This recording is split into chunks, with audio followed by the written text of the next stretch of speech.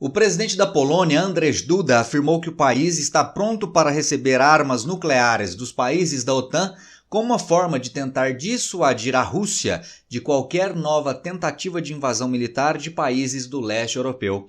A Rússia, por sua vez, afirmou que se isso ocorrer, se a Polônia receber estas armas, haverá forte retaliação contra o território polonês. Se você quiser entender esse e outros assuntos das atualidades, geopolítica ou geografia, me acompanha no canal. Faça aí sua inscrição, inclusive estamos chegando a 70 mil inscritos, o canal tem crescido bastante, por isso agradeço todos vocês, mas caso você ainda não esteja inscrito, por favor, vai lá, inscreva-se. Para você não custa nada, mas para mim ajuda bastante. E vamos lá. Pessoal, na segunda-feira, dia 22 de abril, isso, né? Hoje é terça 23, ontem, portanto, dia 22.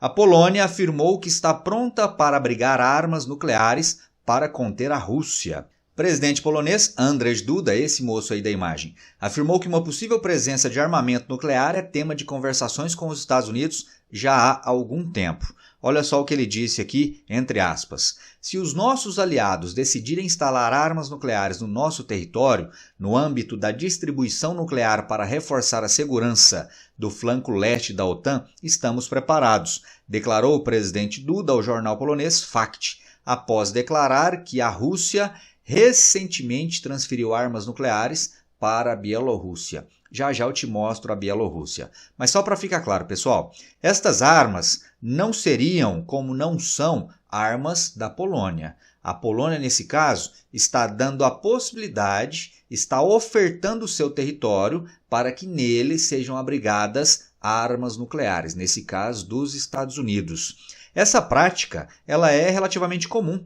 Existem outros países da Europa que armazenam, que mantêm dentro do seu território instalações nucleares com estas armas nucleares. Olha aqui o mapa para você identificar esses territórios. Ó, armas nucleares dos Estados Unidos na Europa. Então existem bases nucleares dos Estados Unidos na Bélgica, Holanda, Alemanha, Itália, duas na Itália, ó, e uma também na Turquia. Repito, nenhum destes países aqui é detentor de arma nuclear, eles apenas abrigam no seu território. Inclusive o controle dessas instalações nucleares, ela fica a cargo dos Estados Unidos, fica a cargo de militares dos Estados Unidos. Então, nesse caso, a Polônia, que está aqui do lado da Ucrânia e também do lado da Alemanha, está oferecendo seu território para que os Estados Unidos também instalem ali estas bases nucleares. A Rússia, logicamente, se manifestou. Olha só aqui, o porta-voz do Kremlin, porta-voz do Putin, Dmitry Peskov. Olha o que ele disse. Em Moscou, o porta-voz do Kremlin, Dmitry Peskov, diz que qualquer instalação de armas nucleares dos Estados Unidos na Polônia seria acompanhada de medidas necessárias para a segurança da Rússia. Os militares irão, naturalmente, analisar a situação se tais planos forem implementados e, em qualquer caso, farão tudo o que for necessário e tomarão todas as medidas retaliatórias necessárias para garantir a segurança da Rússia, disse Peskov durante uma coletiva de imprensa. Então o fato está colocado. A Polônia se ofereceu para abrigar essas armas nucleares, a Rússia reagiu. Mas o que está envolvido nessa disputa? Qual que é o contexto geopolítico e cartográfico de tudo isso que eu estou comentando? Para isso vamos fazer uso desse mapa, meu povo. Dá uma olhada com carinho para cá agora. Aqui está a Polônia. A Polônia, como você percebe, é não apenas membro da União Europeia, como também é membro da OTAN, da Organização do Tratado do Atlântico Norte. Ainda que a Polônia tenha tido aí, durante boa parte do século XX, uma proximidade muito grande com a Rússia. A Polônia integrou, por exemplo, o bloco comunista durante o período da Guerra Fria. A Polônia foi membro do Pacto de Varsóvia, que era a aliança militar que se opunha justamente à OTAN, grupo do qual agora a Polônia faz parte. E aí o que muita gente se esquece é que a Polônia faz fronteira com a Rússia. Lógico que não faz fronteira com a grande Rússia continental, mas faz fronteira aqui, com esse enclave que pertence à Rússia, chamado de Kaliningrado. Então, olha só, oficialmente isso aqui é Rússia, tá? Estou apontando com o cursor do mouse, Então a Polônia faz fronteira com a Rússia. Além disso, aqui do lado, fica a Bielorrússia ou Belarus. A Bielorrússia é um país autônomo, independente, mas que na prática mais se parece como uma extensão do território da Rússia. Muita gente inclusive afirma isso, que a Bielorrússia é na verdade uma extensão do território da Rússia. O atual presidente da Bielorrússia, que é o Alexander Lukashenko, é um ditador, ele está no poder desde 1994. Tem como grande aliado justamente Vladimir Putin. E logicamente que a Rússia acaba utilizando esse território da Bielorrússia para a instalação de bases militares. E aí tem um detalhe, pessoal. Mesmo se considerarmos na prática a Bielorrússia como território russo ou território controlado na prática pela Rússia, ainda assim a Rússia não tem conexão física por via terrestre com esse enclave de Kaliningrado. É aí que entra a importância dessa localidade aqui. Vou destacar para vocês, ó.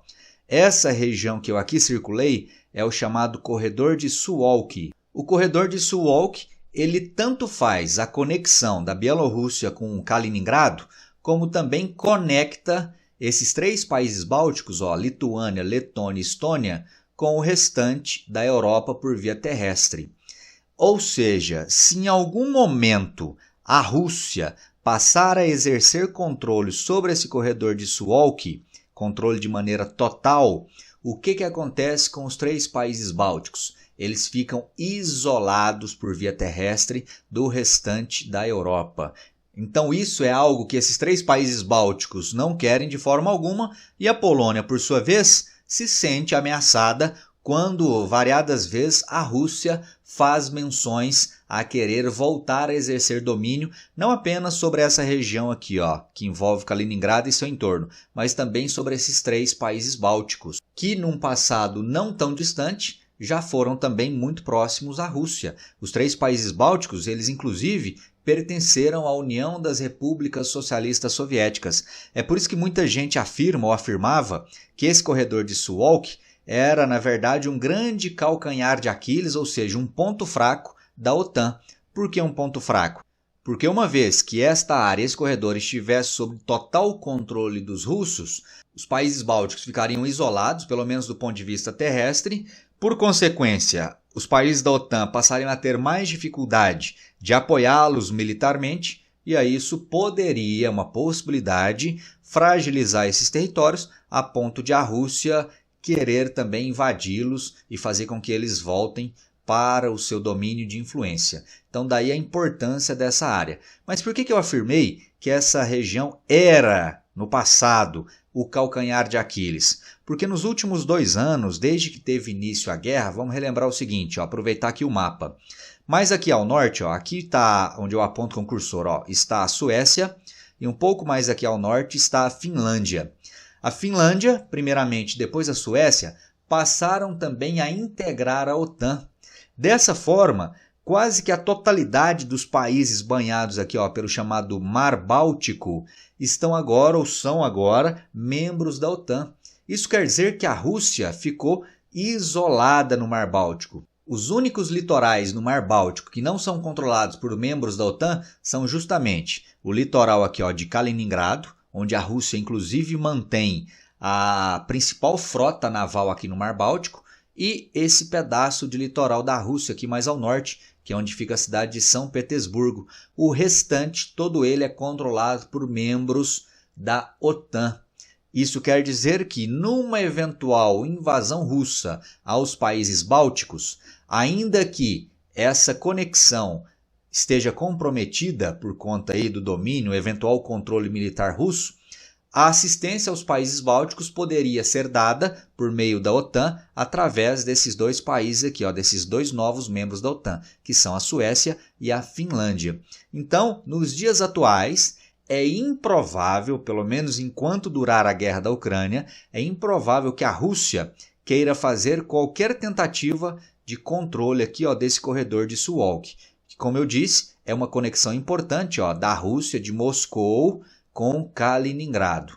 E por que é improvável que qualquer intervenção russa ocorra nos próximos meses, talvez anos? Primeiro, porque a Rússia está envolvida na guerra. E segundo, porque as condições para uma intervenção militar da Rússia atualmente nesses 3 países bálticos são muito desfavoráveis aos russos, principalmente depois que esses 2 novos membros passaram a integrar a OTAN, que eu já mencionei, a Suécia e a Finlândia. Ainda assim, não deixa de ser uma área de tensão, uma área conflituosa, o que justifica, ao menos em parte, esse pedido aí, né? Ou esse oferecimento da Polônia para que no seu território sejam também abrigadas armas nucleares. Lembrando que, se isso ocorrer, se os Estados Unidos ou qualquer outro país da OTAN que tem arma nuclear, que não são tantos assim, né? Além dos Estados Unidos, hoje na OTAN, apenas o Reino Unido e a França dispõem de armas nucleares. Se essas armas nucleares forem instaladas na Polônia, será a primeira vez, pelo menos primeira vez desde o final da Guerra Fria, que a Rússia terá um país fronteiriço ao seu território com armas nucleares, o que pode ser interpretado pela Rússia como uma grande ameaça à sua existência ou como uma ameaça à sua soberania territorial. Daí então as manifestações que já ocorreram ontem por parte da Rússia, depois de o presidente polonês ter feito este anúncio. Beleza, meu povo? E aí eu quero saber o que você pensa sobre tudo isso. Vocês acham que a OTAN deve sim instalar essas armas nucleares na Polônia como forma aí de aumentar a segurança dos países do leste europeu? Ou não, é melhor não fazer nada disso, até para não provocar demais a Rússia? Escreve aí para mim o que você pensa sobre isso. Se gostou do vídeo, deixa aí seu like. Se não gostou, deixa o dislike. E considere também apoiar financeiramente o canal, caso goste do meu trabalho e possa fazer isso. Dados da minha chave Pix aqui na descrição do vídeo. Te espero no próximo. Um forte abraço, até lá, valeu!